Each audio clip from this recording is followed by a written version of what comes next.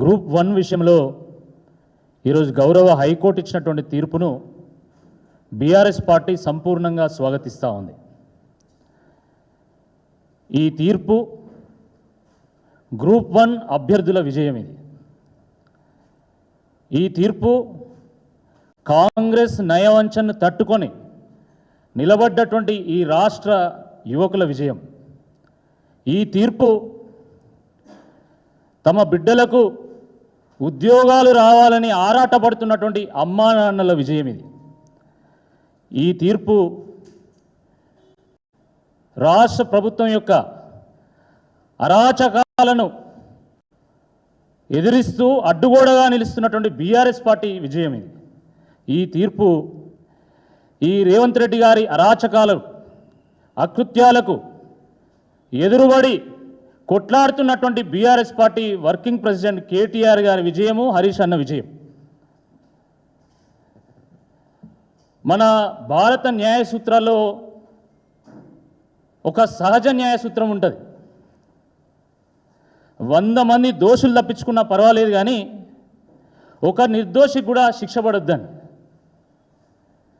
మరి ఇక్కడ కూడా నిజాయితీగా పరీక్ష రాసినటువంటి ఒక్క విద్యార్థి కూడా అభ్యర్థి కూడా అన్యాయం జరగద్దు అని చెప్పి ఈరోజు హైకోర్టు ఇచ్చినటువంటి తీర్పు ఈ రాష్ట్ర ప్రజల్లో ఒక నమ్మకాన్ని పెంచింది. అంతిమంగా ధర్మమే నిలుస్తుంది, సత్యమే జయిస్తుంది అని చెప్పడానికి ఈరోజు హైకోర్టు ఇచ్చినటువంటి ఒక తీర్పు నిదర్శనం అని చెప్పి ఈ సందర్భంగా గుర్తు చేస్తూ ఉన్నాం. ఒక నకిలీ లాయర్ తయారైతే కొంతమందికి అన్యాయం జరుగుతుంది. ఒక నకిలీ ఇంజనీరు తయారైతే కొన్ని నిర్మాణాలు కూలుతాయి. ఒక నకిలీ డాక్టర్ తయారైతే కొంతమంది ప్రాణాలు పోతాయి. కానీ ఒక నకిలీ గ్రూప్ 1 ఆఫీసర్, ఒక ఎంఆర్ఓనో, ఒక డిఎస్పీనో, ఇంకా ఒక ఉన్నత అధికారి ఎవరైనా నకిలీగా తయారైతే ఆ సమాజమే భ్రష్టు పట్టిపోతుంది. కాంగ్రెస్ పార్టీ అంటే అది స్కామ్ల పార్టీ. తన సహజత్వాన్ని కోల్పోకుండా చివరకు గ్రూప్ 1లో కూడా స్కామ్ చేసినటువంటి ఘనత ఈ కాంగ్రెస్ పార్టీ. గ్రూప్ 1 ఆఫీసర్లను కూడా నకిలీ ఆఫీసర్లను తయారు చేయాలని ఆలోచన చేసినటువంటి కాంగ్రెస్ పార్టీది నిజమైనటువంటి దేశద్రోహం. ఈ కాంగ్రెస్ పార్టీ మీద దేశద్రోహం కేసు ఎందుకు పెట్టకూడదో ఈ రేవంత్ రెడ్డి గారు చెప్పాల్సినటువంటి అవసరం ఉంది. మొదటి నుండి కూడా ఈ గ్రూప్ 1లో అనేక అవకతవకలు జరిగినాయి. ఈ ఇవాల్యుయేషన్ అంతా కూడా గందరగోళంగా ఉంది. ఇందులో ఏదో గోల్మాల్ ఉందని చెప్పి బీఆర్ఎస్ పార్టీ మొదటి నుండి కూడా వాదిస్తూ వచ్చింది. అంగట్లో కూరగాయలు అమ్ముకున్నట్టు అమ్ముకున్నారు ఈ పోస్టులను అని చెప్పి అభ్యర్థులు ఆరోపణలు చేస్తున్నారు. దీనిపైన మీ సమాధానం ఏందని చెప్పి మేము ప్రూఫ్స్తో సహా ప్రజల మధ్యలో చర్చ పెట్టేటువంటి ఒక ప్రయత్నం చేశాం. 21,075 మంది పరీక్ష రాస్తే 21,085 మందికి ఎట్ట ఫలితాలు ఇచ్చిళ్ళు, దీంట్లో ఉన్నటువంటి మతలబ్ ఏందని చెప్పి బీఆర్ఎస్ పార్టీ ప్రశ్నిస్తే అది సర్వసాధారణం, కామన్గా జరుగుతూనే ఉంటుందని చెప్పింది. పక్కన ఉన్నటువంటి వాళ్ళకి సేమ్ మార్కులు ఎట్లొచ్చినాయి, దీంట్లో ఉన్నటువంటి మతలబ్ ఏందో చెప్పండి అని అడిగితే అది కామన్గా జరిగేదే, కొన్ని చోట్ల అట్లా జరుగుతుంటుందని చెప్పి సమాధానం చెప్పడం జరిగింది. మహిళలకు ప్రత్యేకంగా సెంటర్లు ఎందుకు పెట్టిళ్ళు, దాంట్లో మీరు పురుషులను ఎందుకు అలౌ చేయలేదంటే ఈ పురుషులు పోయి వాష్రూమ్లలో కెమెరాలు పెడతారు, మహిళలకు అన్యాయం జరుగుతుందని చెప్పింది ప్రభుత్వం. అసలు మీరు కోటి ఉమెన్స్ కాలేజీలో పురుషులు ఎందుకు అలౌ చేయలేదు అంటే వాళ్ళు ఏం చెప్పిన ప్రిన్సిపాల్ అలౌ చేయలేదన్నారు. మరి గతంలో యూపీఎస్సీ మెయిన్స్ అక్కడ జరిగింది. ఈ రకంగా అసలు గ్రూప్ 1 అభ్యర్థులు కానీ లేదా బీఆర్ఎస్ పార్టీ నాయకులుగా మేము చేసినటువంటి ప్రతి ఆరోపణకు అడ్డదిడ్డమైనటువంటి సమాధానాలు తప్ప ఎక్కడ కూడా పొంతనతో కూడినటువంటి సమాధానం చెప్పలే. అప్పుడే చాలా స్పష్టంగా అర్థమైపోయింది ఇందులో 100% గోల్మాల్ జరిగింది, తప్పకుండా ఇందులో పెద్ద ఎత్తున స్కామ్ జరిగింది, మనీ ఎక్స్చేంజ్ అయిందని చెప్పి చాలా స్పష్టంగా అర్థమైతే ఆధారాలతో సహా మేము ఈ నిరుద్యోగులు పెట్టినటువంటి సోమాజీ కూడా ప్రెస్ క్లబ్లో పెట్టినటువంటి ప్రెస్ మీట్లో కూడా మేము వాదన చేస్తే నా మీద ఆ రోజు ఏం చేసిండు, పరువు నష్టం దావా నోటీస్ పంపించింది. అంటే మేము వాస్తవాలు చెప్తే మీ పరువు పోయినట్టు ఫీల్ అయ్యిండు. మరి ఈరోజు హైకోర్టు ఇచ్చినటువంటి తీర్పు తర్వాత మీ పరువు ఉన్నదా పోయిందా? ఇప్పుడు ఎవరికి నోటీస్ ఇస్తారు? మీరు ఎవరి మీద కేసు పెడతారు? అరే ఇలా ఉద్యోగాలు లేదో గందరగోళం జరిగిందని చెప్పి మా శాసనసభ్యులు కౌశిక్ రెడ్డి గారు వాదిస్తే వారి మీద ఎస్సీ ఎస్టీ కేసు పెడతారా? మరి ఇప్పుడు ఎవరి మీద కేసు పెడతారు? ఇప్పుడు మీది తప్పైందని తేలింది కదా, ఇప్పుడు మరి ఎవరి మీద కేసు పెట్టాలి? రేవంత్ రెడ్డి గారి మీద కేసు పెట్టాలనా? టీజీపీఎస్సీ చైర్మన్ మీద కేసు పెట్టాలనా? టీజీపీఎస్సీ సెక్రటరీ మీద కేసు పెట్టాలనా? ఎవరి మీద కేసు పెట్టాలనో ఒకసారి స్పష్టంగా చెప్పాల్సినటువంటి అవసరం ఉంది. ఈ దేశ చరిత్రలో ఏ పబ్లిక్ సర్వీస్ ఎగ్జామినేషన్లో కూడా మెయిన్స్కి ఒక హాల్ టికెట్, ప్రిలిమ్స్కి ఒక హాల్ టికెట్ ఇవ్వలే. మెయిన్స్కి ఒక హాల్ టికెట్, ప్రిలిమ్స్కి ఒక హాల్ టికెట్ ఇచ్చినప్పుడే మేమే చెప్పినాం ఆ రోజు, ఇది తప్పు 100%, ఇందులో ఏదో గోల్మాల్ జరగనున్నది, దీన్ని రద్దు చేయాలి, ఇది కరెక్ట్ కాదు, ప్రభుత్వం దీనికి సమాధానం చెప్పాలని చెప్పి నిరుద్యోగుల పక్షాన మేము అడిగినాం ఆ రోజు. కానీ ఆ రోజు సమాధానం చెప్పలే. కేసీఆర్ గారి ప్రభుత్వము బీద బడుగు బలహీన వర్గాలకు, ఎస్సీ ఎస్టీ పిల్లలకు న్యాయం చేయాలని జియో 55 తీసుకొస్తే ఈరోజు దాన్ని కాలరాసి జియో 29 తీసుకొచ్చి బీద బడుగు బలహీన వర్గాలకు, ఎస్సీ ఎస్టీలకు అన్యాయం చేసింది వాస్తవమా కాదా అని చెప్పి ఈ సందర్భంగా అడుగుతున్నాం. ఆ రోజు జియో 29 రద్దు చేయాలని ఇదే నిరుద్యోగులు అశోక్ నగర్లో, దిల్సుఖ్ నగర్లో పెద్ద ఎత్తున ర్యాలీలు చేస్తే సమైక్య పాలనలో కూడా చూడనటువంటి సీన్లను మనం చూసినాం. మహిళలను చూడకుండా, విద్యార్థులను చూడకుండా గొరగొర గుంజుకుంటూ పోయి వ్యాన్లు ఎక్కించి లాఠీ చార్జ్ చేసి అర్ధరాత్రి దాకా స్టేడియంలలో వేసినటువంటి ఒక పరిస్థితిని కూడా మనం చూసినాం. మరి ఇప్పుడు వాళ్ళకు ఏం సమాధానం చెప్తారని చెప్పి ఈ సందర్భంగా బీఆర్ఎస్ పార్టీ ప్రశ్నిస్తూ ఉన్నది.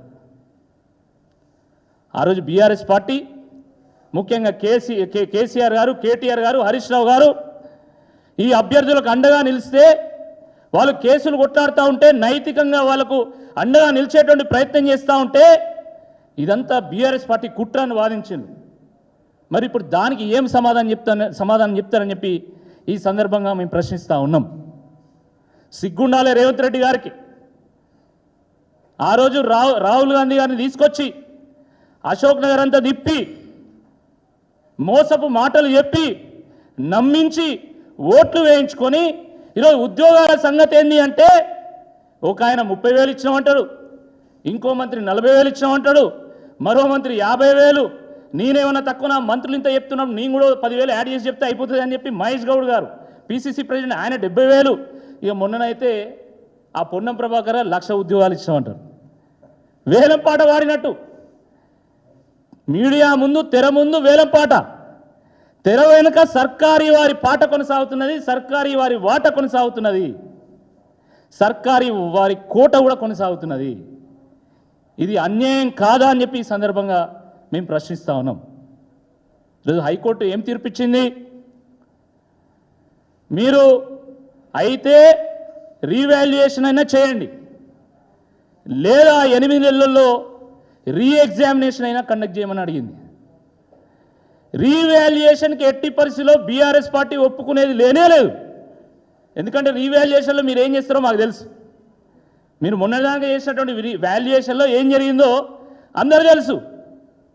ఆ మధ్యలో శ్రీధర్ బాబు గారిని కొండ సురేఖ గారు మా అల్లుడికో జాబ్ కావాలంటే దాంట్లో ఏముందో చూద్దాంలే అన్నారు.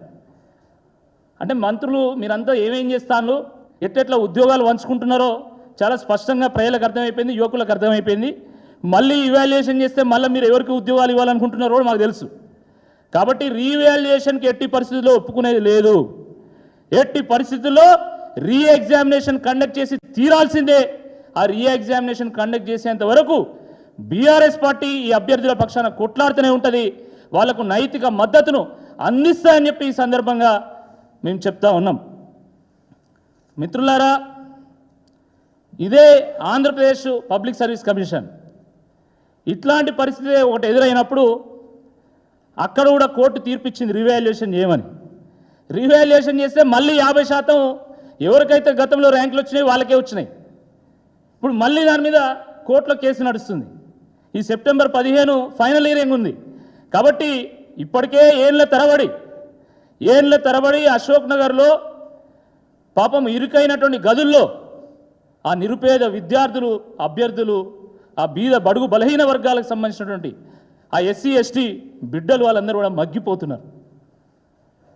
వాళ్ళ వయసు పెరుగుతూ ఉన్నది, జుట్టు రాలుతూ ఉన్నది, పొట్ట పెరుగుతూ ఉన్నది, జేబులు ఖాళీ అవుతూ ఉన్నాయి, అప్పులు అవుతూ ఉన్నాయి, దిక్కుదోచినటువంటి ఒక పరిస్థితుల్లో ఉన్నారు. తెల్లారు లేస్తే బీఆర్ఎస్ పార్టీ ఆఫీస్ చుట్టూ, ఇతర ప్రతిపక్ష పార్టీల ఆఫీసుల చుట్టూ తిరుగుతున్నారు, మాకు వీళ్ళనే న్యాయం చేస్తారు అని చెప్పి. కాబట్టి ఇటువంటి పరిస్థితుల్లో మళ్ళీ వాళ్ళ నోట్లో మట్టి కొట్టేటువంటి ప్రయత్నం చేయొద్దు దయచేసి.